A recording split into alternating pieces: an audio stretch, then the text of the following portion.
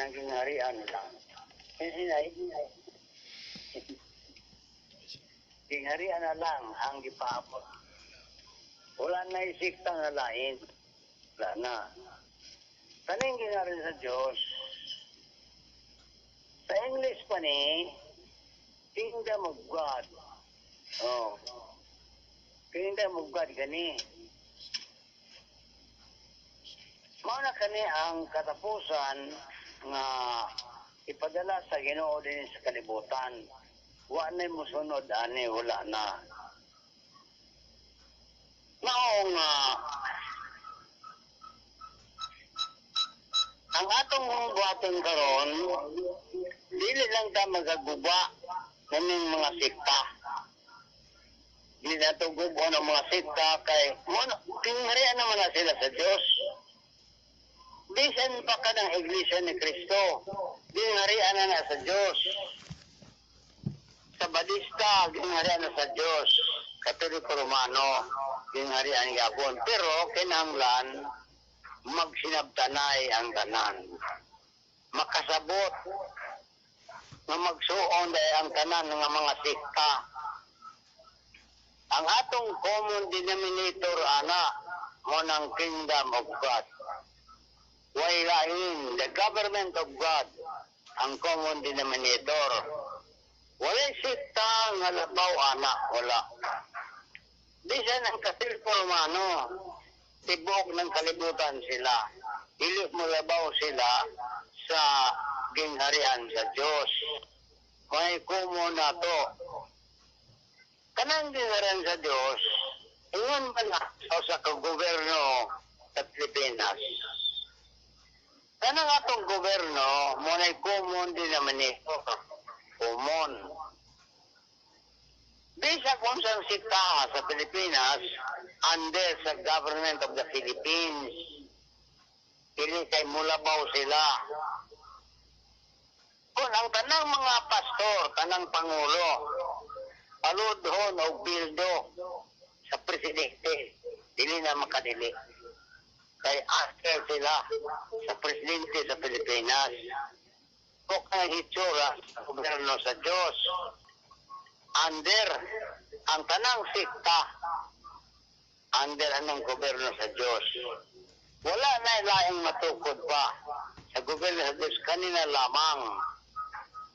Tungod kay ihatag kani ang sakto man ang sukod.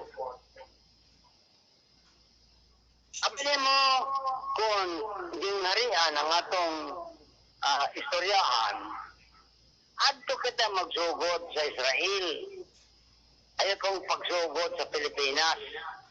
Sa Israel kita magsugod. Natong tuig, negatibo 73 sa diyang nahimugso si Jacob o si Esau dito ni Rebecca sa Israel. Mo ka na itong subayon. Natabo ka to sa negatibo 73. Kung imong isipon ani, ang edad ni Jacob, 130, positibo ka na, positive 130. Nisulod si Jacob sa Egypt. Mga kung imong i-add ang negative 73 plus positive 130, ang tubag ana positive 57. Mura na 57. Yan ang edad ng tuig na 57 positive nisulod si Jacob dito sa Egypt. Muna pagsulod niya sa 57 positive na. Nipuyo ang iyang pamilya sa Egypt sulod sa 430 katuig. Positive ka na. Kung ay mong edugang ang 57 sa 430, may mo ka ng 480 Di man hindi kanyo kay mo ni sukod sa kalibutan. Wala na may baluan ng mga pastor, mga pare o may balonani. Mao nga nigawas si Moses, dala na ang mga Israelitas, dala ni Moses nigawas sa Ehipto, na itong tuig 487. Mukha ni tuig nga nigawas si Moses sa Ehipto. 487. Di ka na ang 487. Naisip ka o 480 katuig. Nagabuhat si Solomon sa templo. Nagabuhat.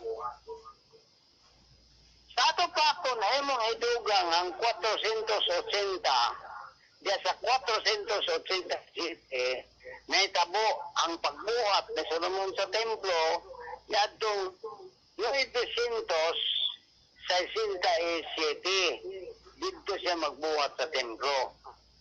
Na 967. Mo kana ang ikaupat katuig sa pagdating ni Solomon dito sa Egypt o sa Israel. Ikaupat ka na katuig.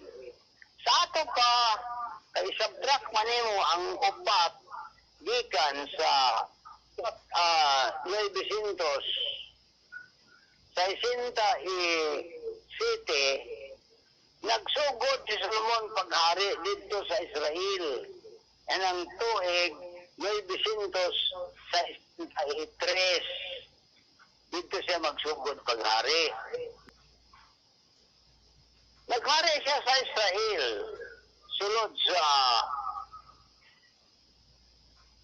40 katuig. Nan kay 37 naman lang ang kulang. Mauma naman ang positibo nga usa ka libo. Sa ato pa 40 katuig si Solomon ni hari niabot na dayon kato nilapas siya 3 katuig dito na sa negatibo nga usa ka libo. 3 katuig kay 40 man si Solomon ni hari katuig. Unya 37 naman lang ang kulang dito. Di nilabas si Solomon og 3 katuig dito na sa negatibo nga libo. O sino nga subtract ang 3 katuig gikan sa usa ka libo katuig nga negatibo, ang answer ana 997. Negatibo ka na nga tuig. Yan ang tuig siguro Solomon sa ika-40 naman to na katuig sa paghari. Tigulang na siya. Mao ka nang gingharian dito sa Israel, gihatag na sa iyang anak na si Rehoboam o sa ulipo niya nga si Jeroboam, kay nabahin man ang gingharian dito sa Israel. Mo ka na istorya dito. Niyatong tuig 997. Kung imong pabahikon kaning istoryaha nga tigulang si Solomon, bilisan ang hari. Imong subtract ang 997 gikan sa tinudlong panahon sa Dios nga 2,520 katuig. Ang tubag ana mao dayon ang 1523 o 1523 mo'y tubag. Sa ato pa ang istorya ni Solomon ngadtong 997 nibalik dinhi sa Pilipinas ngadtong 1523. dinhi na sa Pilipinas. Mao nga, kung ang hari dito si Roboam o si Roboam, pagbalik sa istorya sa Pilipinas sa 1523, duha ka hari, Yapon. Si Umakon sa Cebu o si Lapu-Lapu sa Mactan. Mo ka na istorya sa kalibutan. Dili kay magpasagad-sagad ng istorya, madili mao, sangyaw-sangyaw, madili mao.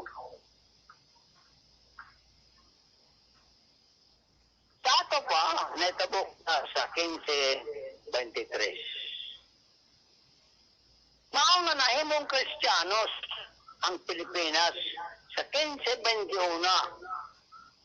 Kaya doon na lang katuig ang tagal.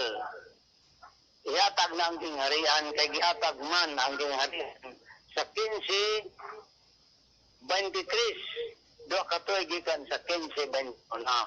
Mo kana ang istorya sa gingharian sa Dios. Gikan sa 1521, may siyagtag 40 katuig. Ang 40 katuig na 1563 na ang ika-40 katuig. Mao kana ang pagdiskubre ni Dato Pagbuaya sa Dapitan. Kaya mag-istorya man ta sa Dapitan karon, di man ta mulapas ang istorya.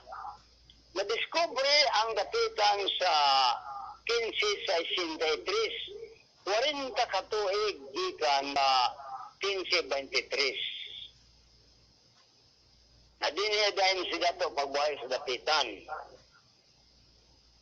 Unya, atong gustoon ang 430 nga gikuha ng 40 katuig, doon ay sobrang 390 katuig. Kung ipag-isipon ang 390 katuig, gikan sa 1563, ang tubag ana 1953. May tubag ana. Yanang tuiga, binigyapon ka na sa Dapitan. Naitabo sa 1953.